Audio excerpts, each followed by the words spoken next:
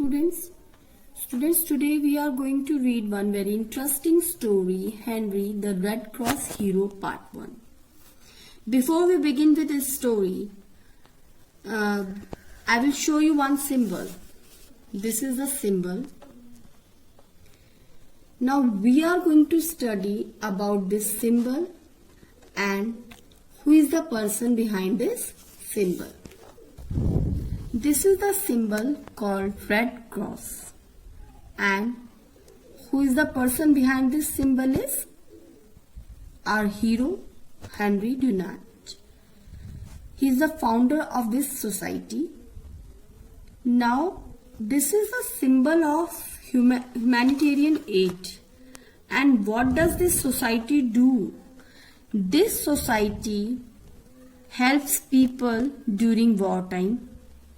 If a person is wearing this symbol, he is recognized as non-fighter and allowed to administer to wounded people. So let's begin with this story and the things will be more clear to us. Now this is the story of Henry Dunant, the man who gave the world the idea of the Red Cross movement. He was born in the beautiful city of Geneva in Switzerland more than 150 years ago. So this man was born more than 150 years ago. Henry's mother was a very gentle and kind-hearted lady. She often visited the homes of the poor, the sick and the aged. Although Henry's father was a busy banker, he helped in the work of finding homes for children who were. So these two paragraphs tell us about the family of Henry Dunant, that his mother was very gentle and kind-hearted, and also his father liked to help people, liked to help children who were orphans. Now let's begin with the another paragraph. As Henry grew up, he was greatly influenced by the kindness that his parents showed to poor and the needy people. Being intelligent and very hardworking, he soon rose to be a clever banker and would most likely have become a very successful businessman. But there was another side to his character. He felt that helping people in distress was one of the primary duties of a good citizen. So Henry was very brilliant. He was a clever banker. But he had this feeling inside his heart that he should help the people who were in distress, who were in some pain. He wanted to help those people. This thing was already in his heart, in his mind. So what happened? Once he got chance to travel to North Italy. So we are going to read about all these things in this paragraph. During one of his trips to a place in North Italy, Dunant had an experience which changed the entire course of his life. At that time, France was at war with Austria, and a bloody battle between the armies of the two countries was going on outside a city called Solferino.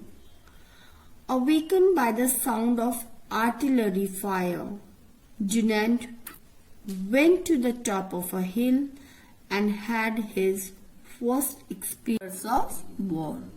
Several thousands of men were killed by the bullets or crushed under hoofs of the horses.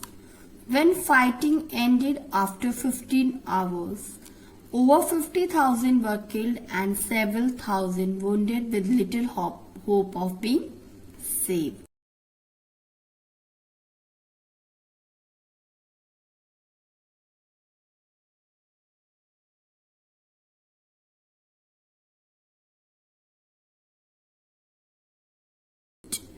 So this was the turning point of his life, of Henry Dunant's life. What happened?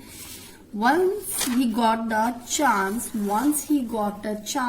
to go to North Italy, but at that time France and Austria both were fighting this bloody battle, and the armies of the two countries was going on outside a city, and the armies of the two countries were fighting. So this time when this war was going on, the many people died, many people killed by the bullets, and this scene, this was such a horror. This was such a horror for the Henry Dunant that this thing changed his life. So what happened when he saw this thing? He immediately started helping those people. How now? Let's see in the next paragraph. Henry, who watched the scene helplessly at first, soon roused himself to speedy action. He knew that hospital would be overcrowded and few doctors would be able to come. So he gathered together a band of sincere men and women, volunteers who, though untrained, were willing to work under his guidance. They carried the wounded to church and gave them water and whatever relief and comfort that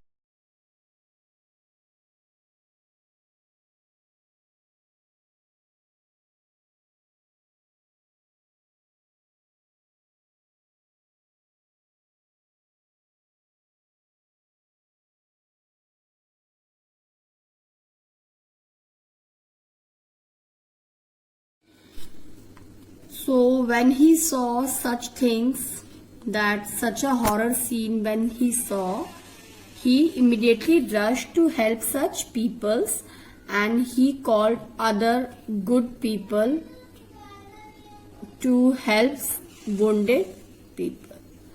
At first, the Italian volunteers refused to look after the Austrian wounded soldiers because they belonged to the other side.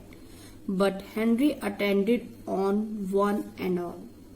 So of course, those who were Italians, they refused to help the people of the other country because these both countries were fighting against each other. So they refused to help the person or the army personnel of other country. But Henry attended on one and all. But Henry helped both